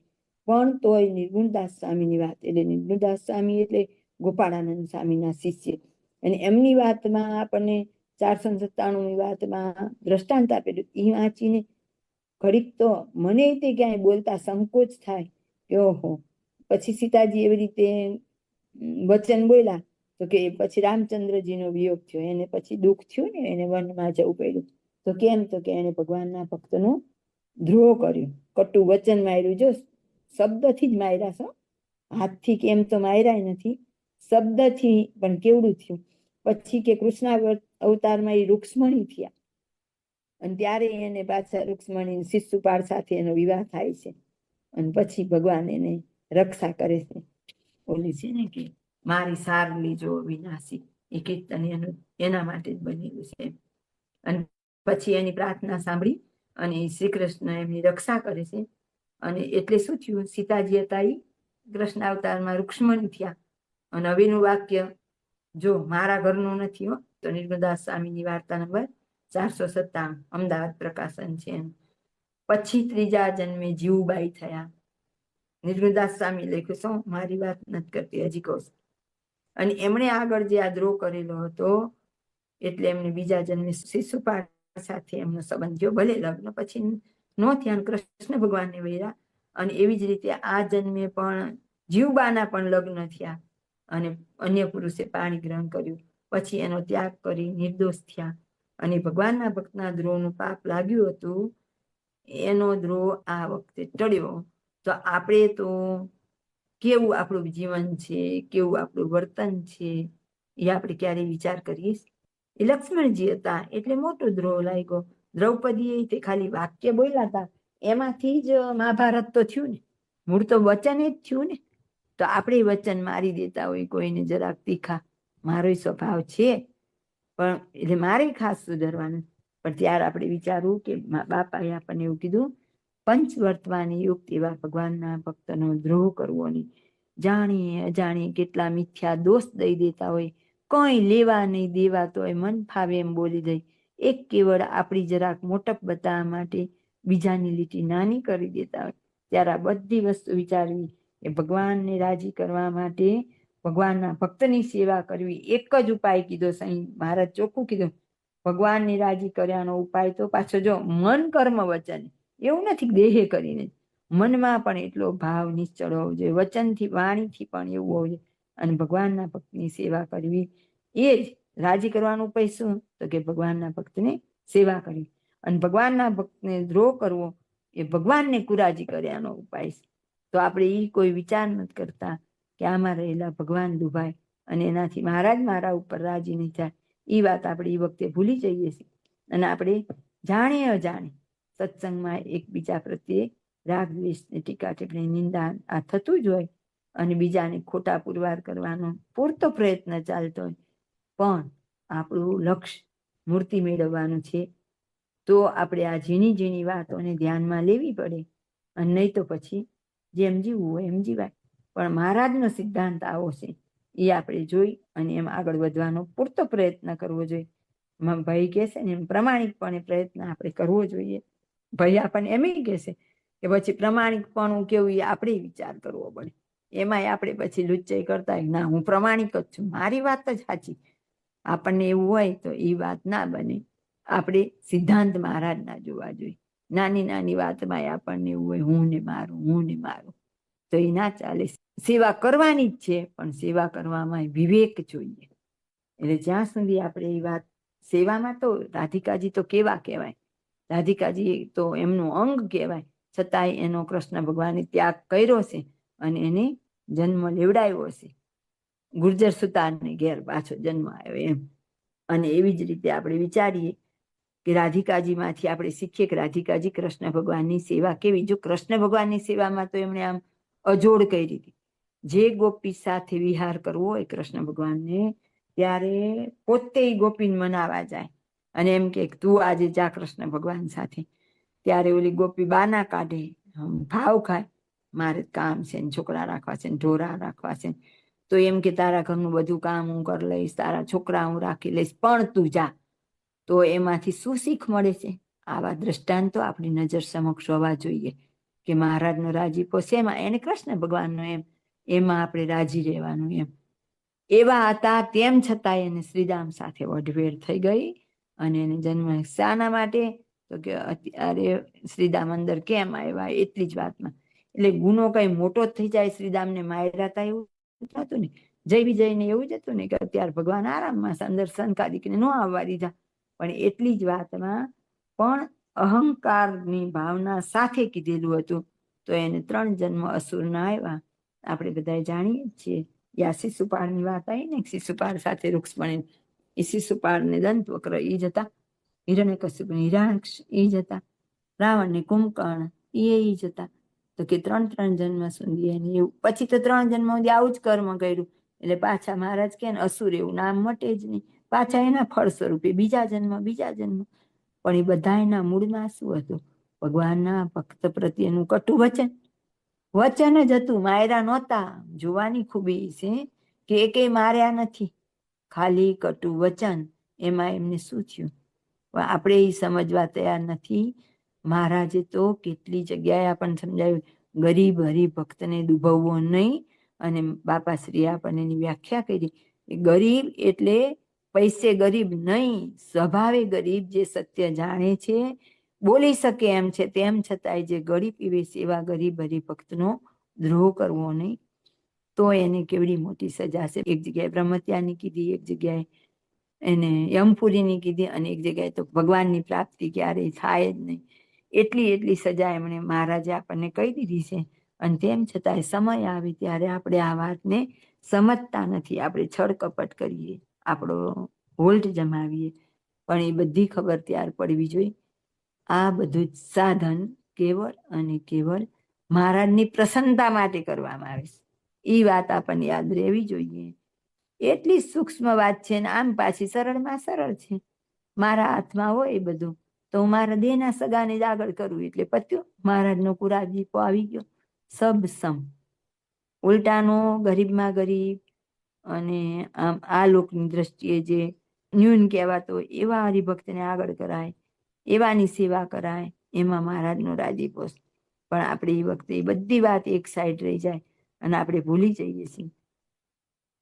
મહારાજે એટલે અહીંયા છેલ્લા પેરેગ્રાફમાં આપણે એમ કીધું કે અમારો તો એ જ સિદ્ધાંત છે, જો ભગવાનનો રાજીપો હોય અને ભગવાનના ભક્તનો સંગ હોય.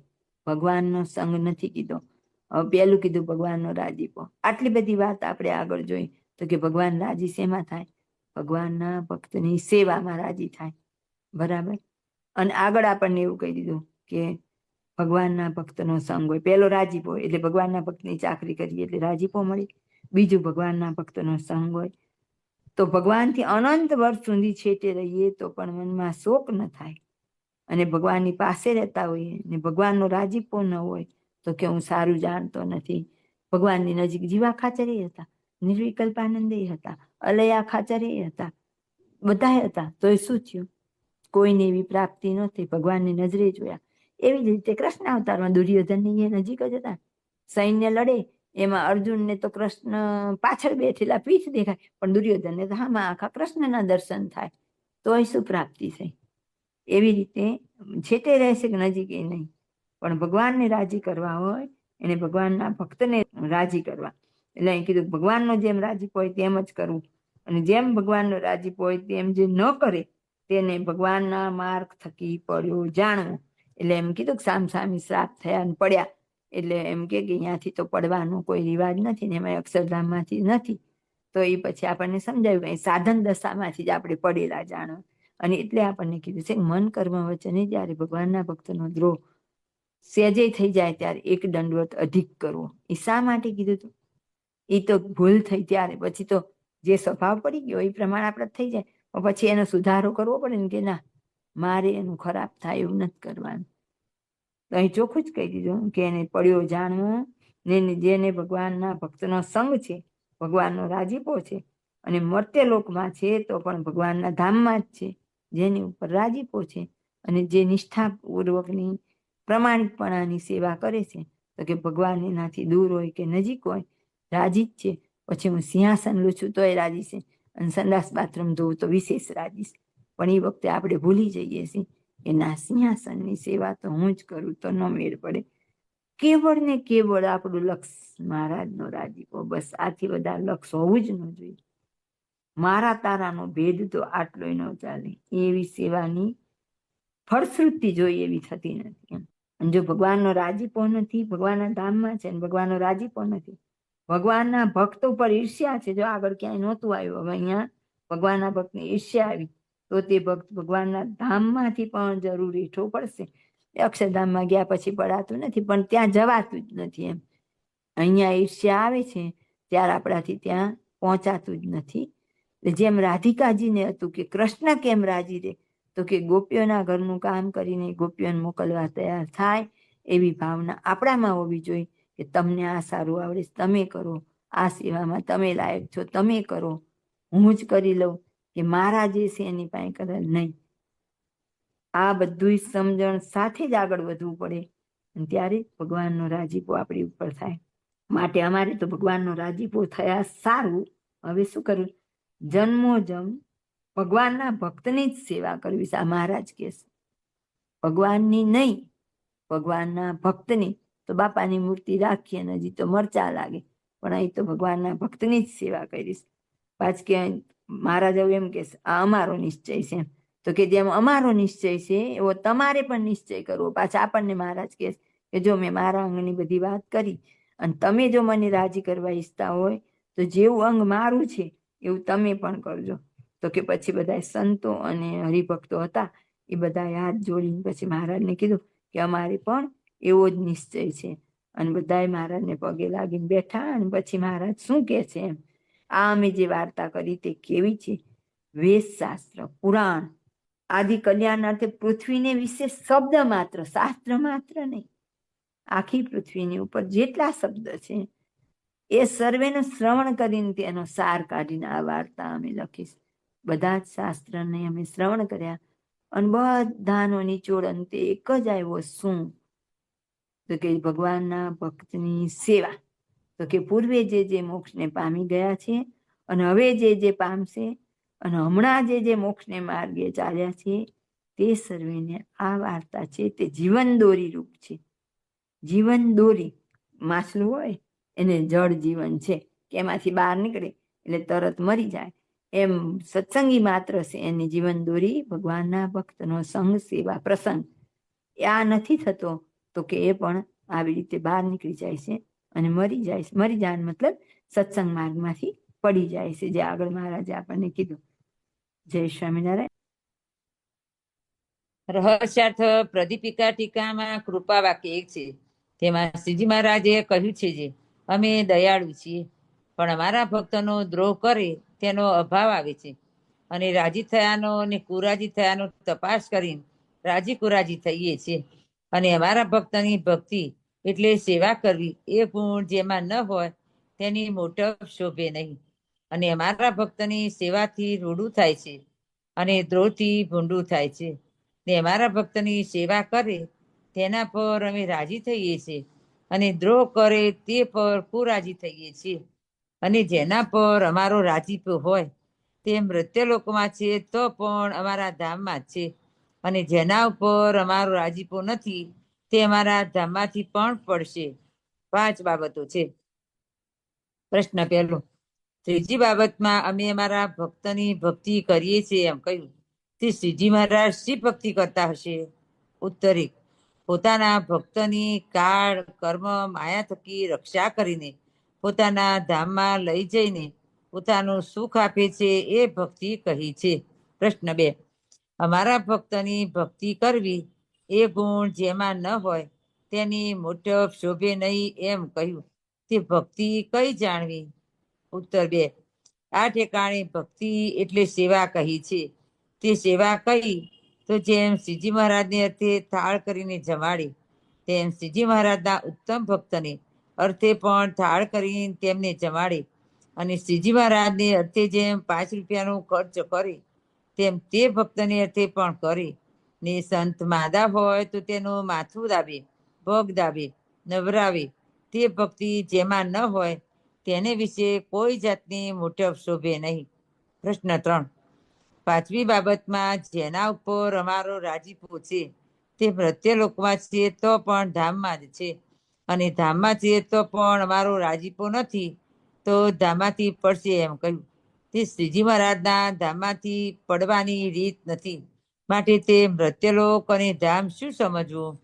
ઉત્તર 3, શ્રીજી મહારાજ મનુષ્ય રૂપે જ્યાં વિરાજમાન હોય ત્યાં સદાય સેવામાં ભેળો રહેતો હોય તે સ્થળને આ ઠેકાણે ધામ કહ્યું છે. અને શ્રીજી મહારાજથી જુદું રહેવું પડતું હોય તેને મૃત્યુલોક કહ્યું છે.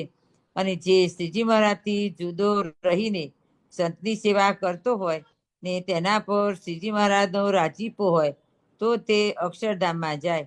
અને ભેળો રહેતો હોય પણ શ્રીજી મહારાજનો રાજીપો ન હોય તો તે પડી જાય એમ કહ્યું છે. પ્રશ્ન 4, આ વાર્તા સારનું સાર ને જીવન દોરી રૂપ છે એમ કહ્યું, તે વાત કઈ જાણવી? ઉત્તર 4, સર્વ કારણના કારણ અક્ષરાતીત પૂર્ણ પુરુષોત્તમ શ્રી સ્વામિનારાયણ ભગવાન તેમની પ્રાપ્તિ કોટી સાધને ને કોટી કલ્પે પણ તેમના ધામમાંથી આવેલા સંત વિના થાય તેમ નથી. તે સંતની સેવા કરવી ને મન કર્મ વચને અનુવૃત્તિમાં રહેવું ને તેમનો દ્રોહ થવા દેવો નહીં. કેમ જે આવા ભગવાન ને એવા મુક્ત તે સર્વને અગમ્ય છે ને ફેર મળવા દુર્લભ છે. માટે આ વાત સારનું સાર છે ને જીવન દોરેલું એટલે પોતાના પ્રાણથી પણ અધિક વાલી કરી રાખવા જેવી છે ને જાણવા જેવી છે. માટે જીવન દોરેલું કહી છે. અને જો એવા મોટા સંતનો દ્રોહ થાય તો આત્યંતિક મોક્ષ બંધ થઈ જાય. માટે સેવા કરવી ને દ્રોહ ન કરવો એમ કહ્યું છે. ઇતિ રહસ્યાર્થ પ્રદીપિકા ટીકા સમાપ્ત. ઇતિ વચનામૃત ગઢડા મધ્યનું 28મું થયું. સહજાનંદ સ્વામી મહારાજની જય. બાપા શ્રીની જય. સદગુરુ શ્રીની જય. સ્વામિનારાયણ ભગવાનની જય. ઘનશ્યામ મહારાજની જય. જય સ્વામિનારાયણ. આખા વતનામૃતનો સારનો સાર ભગવાનના ભક્તની સેવા કરી રાજી કરવા અને ભગવાનના ભક્તનો દ્રોહ ન કરવો. પણ તકલીફ જ ઈ છે કે હોય ત્યારે આપણને ભગવાનના ભક્ત સમજાતા નથી. મહારાજે આપણને નિત્ય પ્રત્યે 2 પદ ગાવાના કીધા. આપણે ઘણી વાર હું આ સંદર્ભ લઉં જ છું, કારણ કે મારું એ જીવન છે. મારા હરજીશું હેત ન દિશે તે ઘેર સિદ્ધ જઈએ. જેને મારા ભગવાન પ્રત્યે હિત નથી એના ઘરે હું શા માટે જઉં? અને તોય પણ આપણે સંસારના સંબંધી સગા એનો ત્યાગ નહીં થાય, પણ ભગવાનના ભક્તનો ત્યાગ થાય. અને એક છે મારા વાલા જીસુ વાલપ દિશે તેનો સંગ સિદ્ધ તજીએ. અને મારા અરજીશું હેત ન દિશે પછી કે આપણે કાયમ કહીએ છીએ ને એમ કે આપણને ભગવાનના ભક્ત આવા મળી ગયા છે, એમાં વિના સાધને ભગવાનનો રાજીપો મળે છે. એમની સેવા કરવાથી મહારાજની સેવા થાય. આપણે બધા એ વાત જાણીએ છીએ. વચનામૃતમાં પણ છે કે જ્યારે ગોપીઓ થાળ લઈને આવે છે એ કૃષ્ણ ભગવાનને જ પૂછે છે કે અમે આ થાળ જમાડવો છે અમારે દુર્વાસાને, કેમ જઈએ? તો કૃષ્ણ ભગવાન એમ કહેશે કે તમે આવી રીતે યમુનાજીને કહેજો અને માર્ગ કરી દેશે. આખી યમુનાએ માર્ગ કરી દીધો અને ગોપીઓ થાળ લઈને દુર્વાસા પાસે જાય છે. ત્યારે કૃષ્ણ ભગવાન એમ નથી કહેતા કે હું જમી લઈશ તો મારા ભેડા સંત જમી લેશે.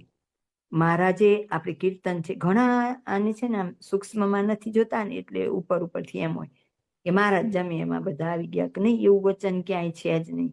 એવું છે કે સંત જમે તે ભેડો હું જમું રે, પણ ક્યાંય એવું નથી કીધું કે મારા ભેડા સંત જમે. જેને જોવું હોય એ જોઈ લે. તો આપણે એ વાત સમજવા તૈયાર નથી કે દુર્વાસા જમ્યા એમાં કૃષ્ણએ જમી લીધું. રાજસુ યજ્ઞ પાંડવોએ જ્યારે કર્યો ત્યારે પણ એવું જ થયું ને, કૃષ્ણ ભગવાનને બધાએ જમી લીધું હતું તોય શંખ ન વાગ્યો. પણ જ્યારે એક એકાંતિક ભક્ત જમે છે ત્યારે શંખ વાગે અને ત્યારે એનો યજ્ઞ પૂરો થયો. એમ ભગવાનને રાજી કરવાથી નહીં, ભગવાનને રાજી કરવાના, પણ ભગવાનને રાજી કરવાની એક જ ચાવી કીધી, મારા ભક્તને રાજી કરો તો હું રાજી. બાકી તમે ગમે એટલું સાધન માત્ર કરશો, હું રાજી નહીં થઉં. તો પહેલી દ્રષ્ટિ આપણી એવી જોઈ કે ભગવાન, આપણે તો ભગવાન પછી જ ભગવાનના ભક્તને ગણીએ છીએ, પણ ભગવાનનો રાજીપો લેવો હોય તો ભગવાનના ઉત્તમ મુક્તની હોય, ચાલો ચાલની વાત નથી આમાં. સામાન્ય જે આપણા સત્સંગી હોય પંચવર્તમાની, એનો મન કર્મ વચ્ચે દ્રોહ નથી કરવાનો, એ બરાબર. પણ જે આ સેવા કરવાની સેવા ઉત્તમ મુક્તની, બાપાશ્રીની મૂર્તિ કે એમને આરતી કે એમની પ્રશ્ન વિગતે લેશું, પણ આમાંથી જ આપણને ખબર પડી જાય કે મહારાજનો રાજીપો એમાં છે. અને એટલે કીધું કે 100 જન્મની કસર એક જન્મે ટાળવી હોય તો ભગવાનના ભક્તની સેવા કરો, તો પછી આપણને તો આ કોઈ સંશય રહેવાનો સવાલ જ ન રહે. પણ ભગવાનના ભક્તની સેવા કરતી વખતે આપણે સાવધાની રાખવી. ઈર્ષ્યા રાગ દ્વેષથી કરેલી સેવા પહોંચતી નથી. નિષ્કપટ ભાવે કરેલી, નિર્માની ભાવે કરેલી સેવા જ પહોંચે છે. એટલે સેવા કરીએ પણ જો ભાવ ખોટો હોય તો એ સેવા નહીં પહોંચે. એટલે સાવધાની સાથે અને એકદમ નિષ્પક્ષ રીતે રહીને સેવા કરીએ તો આપણને ભગવાનનો રાજીપો પૂરેપૂરો મળવાનો છે. બીજા કોઈ સાધનની આવશ્યકતા નથી. એટલે જ આપણે કાયમ આ લીટી વારે વારે યાદ કરાવશું અને વારે વારે એને યાદે કરવાની છે. અનવી તીરે તરંગ તજી, પછી તટમાં જઈ કૂપ ખોદે રે. તો કે એને આમ ગંગાની લહેર એની સામે આવે છે, ગંગાના કિનારે હું ઊભી છું કે બેઠી છું, અને ગંગાની તીર સામે આવે ત્યારે હું ખોબો નથી ભરી લેતી, અને પછી હું મારા સાધન ના બળે, કૂપ ખોદવાનો મતલબ છે કે સાધન ના બળે એમ. તો કે જ્યારે એમની કૃપા વરસી રહી છે એ કૃપાનો હું લાભ નથી લેતી, અને પછી હું મારા સાધનના જોરે મહારાજને કે મુક્તને રાજી કરવા ઈચ્છું છું, તો એ ન થાય. કૂપ ખોદવો એ સાધન કર્યું કહેવાય. ઓલી તમને કૃપા સેજે સેજે મળી, તોય આપણે એ કૃપાને ગ્રહણ નથી કરતા અને સાધનનો પાઠ રાખીએ.